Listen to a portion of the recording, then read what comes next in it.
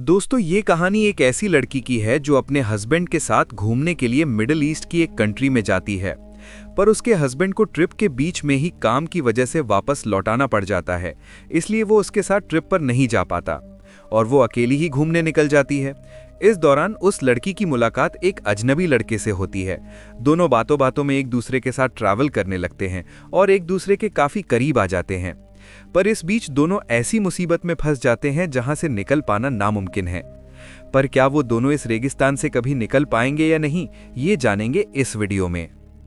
कहानी की शुरुआत में हम दो लोगों को देखते हैं जो बड़ी मुश्किल से एक ऊंची चट्टान से नीचे उतरने की कोशिश कर रहे होते हैं, लेकिन इसी दौरान उनका बैलेंस बिगड़ जाता है और दोनों का पैर फिसल जाता है और वे नीचे गिर जाते हैं। इसके बाद कहानी फ्लैशबैक में जाती है। हम देखते हैं डेविड और उसकी वाइफ लूसी को। डेविड एक प्रोफेशनल लॉयर है और लूसी एक फूड केमिस्ट है। दोनों एक दूसरे से बहुत प्यार करते हैं। ये दोनों एक अरब कंट्री में छुट्टी मनाने के लिए जा रहे होते हैं।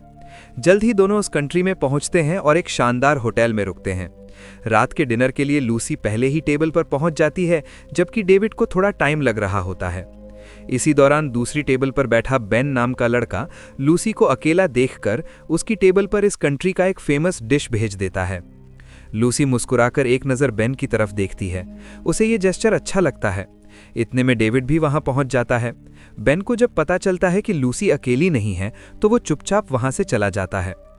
डेविड आकर लूसी को बताता है कि उसने एक बड़ा केस जीत लिया है, जिससे अब उसे बहुत पैसे मिलने वाले हैं। फिर वो लूसी को एक खूबसूरत रिंग गिफ्ट करता है।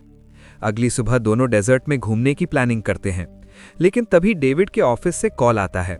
उसे अर्जेंटली एक important video conference meeting attend करनी होती है। अब वो ट्रिप पर नहीं जा सकता। ये सुनकर लूसी काफ़ी नाराज़ हो जाती है, क्योंकि डेविड हमेशा काम को ही ज़्यादा इंपॉर्टेंस देता है। डेविड उसे समझाने की कोशिश करता है और कहता है कि वो अकेले ही घूम आए, मज़ा ले ले। लूसी गुस्से में वहाँ से निकल जाती है। अब लूसी अपनी गाड़ी के पास पहुँचती है, जहाँ और लोग भी डेजर्ट ट्रिप के लिए रेडी हो रहे होते हैं। तभी वो फिर से बेन को देखती है। वो उसके पास जाकर कैजुअली बात करने लगती है।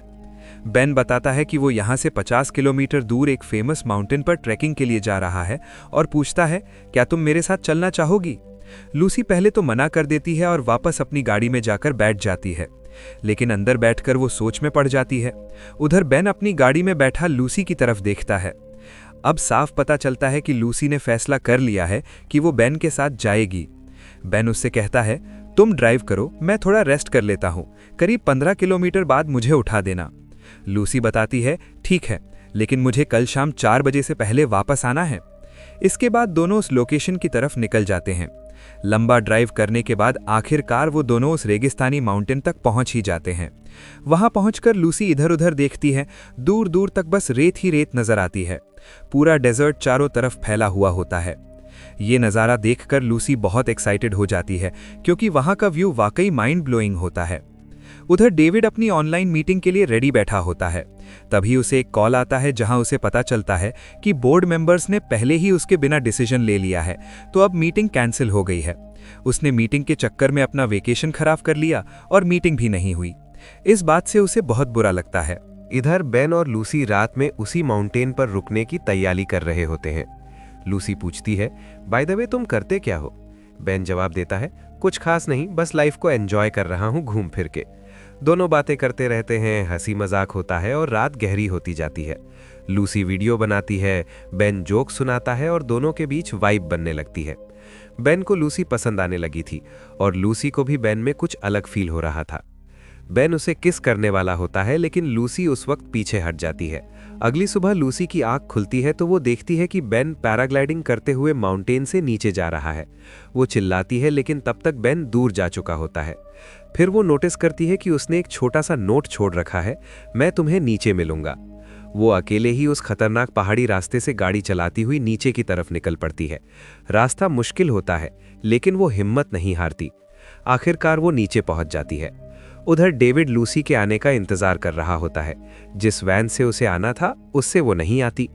डेविड एक आदमी से पूछता है, एक्सक्यूज मी, लूसी आई थी क्या आपके साथ? वो आदमी जवाब देता है, नहीं सर, हमारे साथ तो कोई लूसी नहीं थी। ये सुनकर डेविड थोड़ा कंफ्यूज और परेशान हो जाता है। आखिर लूसी गई तो गई कहाँ? लूसी गुस्से में बेन के पास आती है और चिल्लाती है, तुम्हारी वजह से मैं इतनी मुश्किल में पड़ गई, अब बहुत लेट हो चुका है, मुझे अब तक होटल पहुंच जाना चाहिए था। बेन कुछ कह नहीं पाता, बस चुपचाप उसे देखता रहता है। फिर दोनों वापस लौटने के लिए गाड़ी में बैठ जाते हैं।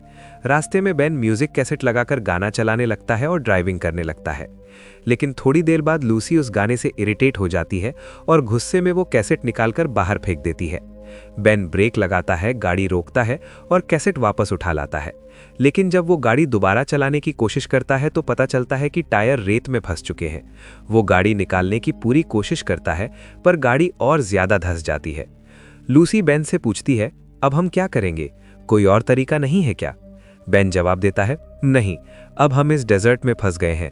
रोड करीब 50 किलोमीटर दूर है, हमें रात में चलना पड़ेगा जब थोड़ी ठंड होगी। लेकिन लूसी जिद पर अड़ी रहती है। वो कहती है, मैं इंतजार नहीं कर सकती, और एक पानी की बोतल वो अपना बैग लेकर अकेले ही निकल जाती है। तपते हुए रेगिस्तान में जहां चारों तरफ बस रेत ही रेत है, वहां से इस तरह निकल पाना लगभग नामुमकिन था। फिर भी वो चलती रहती है, लेकिन सिर्फ 1 घंटे बाद ही उसका पानी खत्म हो जाता है और उसे समझ आता है और वापस बेन के पास लौट आती है। उधर डेविड हर जगह लूसी के बारे में पूछताछ कर रहा होता है। जब कोई जानकारी नहीं मिलती तो वो पुलिस स्टेशन पहुंचता है।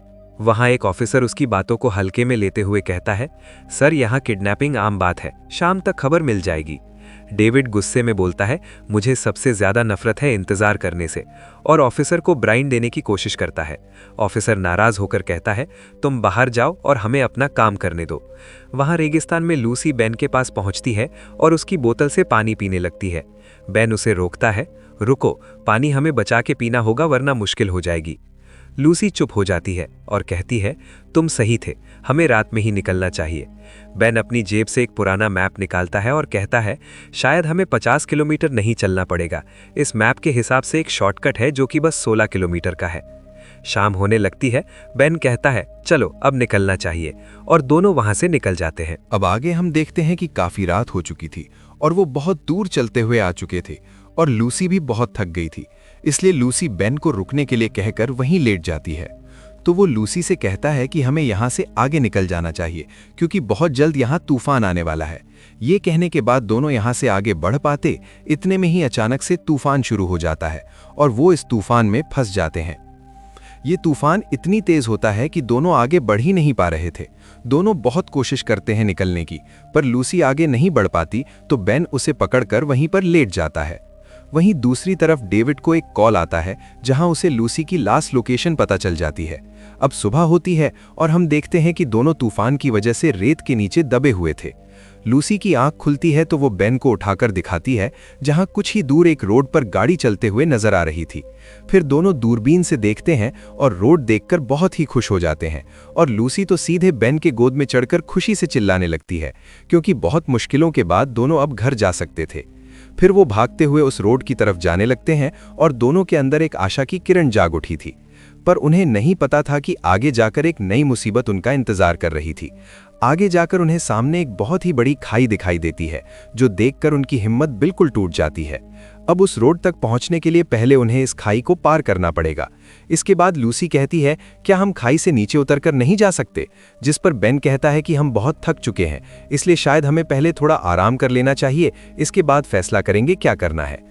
दूसरी तरफ डेविड लूसी की लास्ट लोकेशन पर पहुंच जाता है जहां वो एक बूढ़े आदमी को देखता है जो वही आदमी था जिससे बेन ने पेट्रोल लिया था। वो उस आदमी को लूसी की फोटो दिखाता है तो वो लूसी को पहचान लेता है। फिर लूसी और बेन के बारे में उसे सब बता देता है कि वो दोनों यहाँ से कुछ ही मील दूर ट्रिप के लिए निकले थे। तो डेविड उस आदमी से कहता है, मैं तुम्हें पैसे दूंगा अगर तुम मुझे वहां पहुंचा दोगे, जिस पर वो आदमी मान जाता है और डेविड के साथ अपने 2 लोगों को जाने के लिए कहता है, जिसके बाद डेविड उन 2 आदमियों के साथ निकल पड़ता है।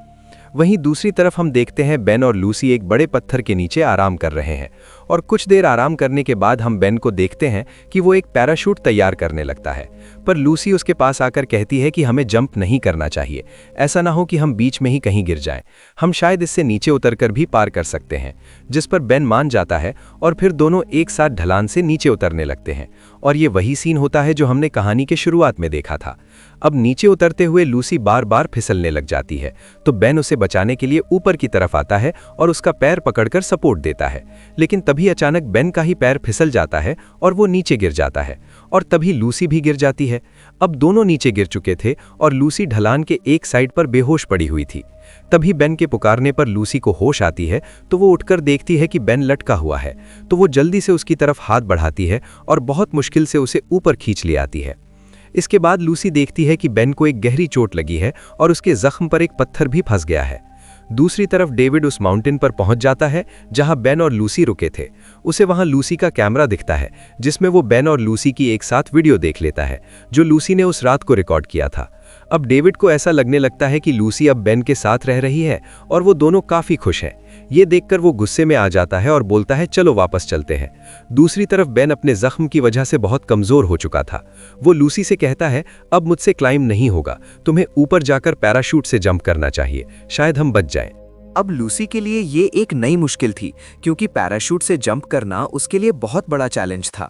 लेकिन वो सोचती है कि मरने से अच्छा है कोशिश की जाए। वो ऊपर जाती है और पैराशूट उड़ाने की कोशिश करती है, पर पहले 2-3 बार में वो फेल हो जाती है। फिर आखिरकार वो कामयाब हो जाती है और पैराशूट के साथ उड़ने लगती है। नीचे से बेन उसे उड़ते देख खुश हो जाता है, लेकिन कुछ दूर जाने के बाद हवा तेज हो जाती है और पैराशूट का बैलेंस बिगड़ जाता है। लूसी चट्टान से टकराकर नीचे गिर जाती है।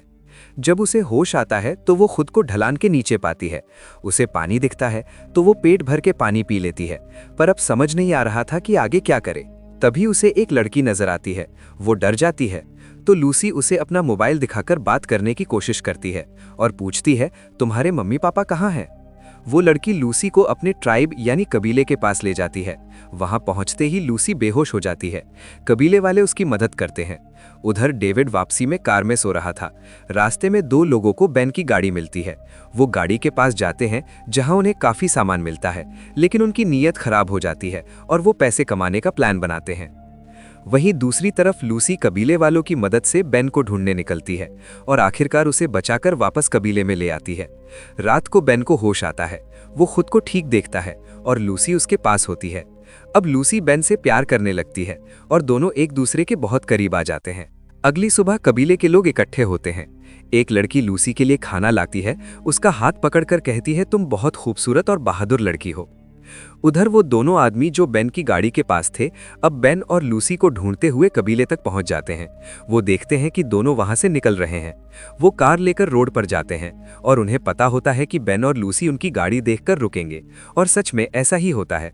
वो दोनों बेन और लूसी को अपनी कार में बैठा लेते हैं और निकल पड़ते हैं। लेकिन अब डेविड नजर नहीं आता क्योंकि उन दोनों ने उसे पहले ही बेहोश करके कार की डिक्की में डाल दिया था। अब उनमें से एक आदमी पूछता है तुमने अपनी कार कहाँ छोड़ी है। अब बेन बोलता है हमारी गाड़ी उस पहाड़ी से थोड़ी ही दूर फंस गई थी, इसलिए हमें उसे वहीं छोड़कर आना पड़ा। इस पर उनमें से एक आदमी कहता है अगर तुम चाहो तो हम तुम्हें तुम्हारी कार के पास छोड़ देते हैं, वहां से तुम्हें गाड़ी भी मिल जाएगी और हम तुम्हारे लिए टैक्सी का भी इंतजाम कर देंगे। ये सुनकर बेन और लूसी दोनों मान जाते हैं। फिर सब लोग उस दिशा में निकल पड़ते हैं जहां बेन की गाड़ी फंसी थी। कुछ देर बाद वो वहां पहुंचते हैं, लेकिन जैसे ही कार से नीचे उतरते हैं वो दोनों आदमी गन निकालकर बेन और लूसी पर पॉइंट कर देते हैं और कहते हैं घुटनों पर बैठो। असल में ये दोनों उन्हें बेचने वाले थे। थोड़ी देर बाद वो लोग अपने खरीदार को बुला लेते हैं। वो खरीदार वहां आता है और तभी वो दोनों कार की डिक्की खोलकर डेविड को बाहर निकालते हैं। अब पता चलता है कि उन्होंने खरीदार से सिर्फ बेन और डेविड को बेचने की डील की थी, लूसी को नहीं। खरीदार बेन के पास जाकर उसके जख्म पर जोर से मारता है जिससे बेन गिर जाता है। लूसी दौड़कर उसके पास आती है तो खरीदार उसे पकड़ लेता है और कहता है मैं इस लड़की के लिए ज्यादा पैसे दूंगा। लेकिन वो दोनों आदमी मना कर देते हैं कि हम लड़की को नहीं बेचेंगे। खरीदार गुस्से में लूसी को गंदी नजरों से देखने लगता है और कहता है अपने कपड़े उतारो। ये सुनकर लूसी उसके चेहरे पर थूक देती है। वो गुस्से में गन उठाकर लूसी को शूट करने ही वाला होता है कि तभी उनमें से एक आदमी गोली चला देता है और फिर दोनों तरफ से फायरिंग शुरू हो जाती है।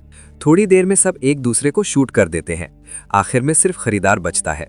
वो लूसी को मारने के लिए गन उठाता है, पर तभी बेन को पास में पड़ी गन मिल जाती है और वो उसे शूट कर देता है। इस तरह तीनों, डेविड, लूसी और बेन, बड़ी मुश्किल से बच जाते हैं। बेन अब बहुत कमजोर हो चुका था, पर वो कहता है टायर की हवा निकाल दो, गाड़ी बाहर आ जाएगी। डेविड हैरान होकर पूछता है अगर तुझे ये पहले से पता था तो तूने पहले क्यों नहीं किया।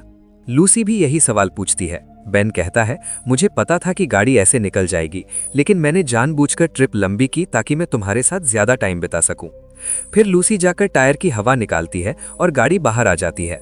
अंत में हम देखते हैं कि तीनों गाड़ी में बैठकर वापस निकल पड़ते हैं और इसी के साथ ये कहानी यहीं खत्म हो जाती है। दोस्तों, अगर ये वीडियो आपको पसंद आया है तो लाइक और सब्सक्राइब करें। मिलते हैं अगले वीडियो में।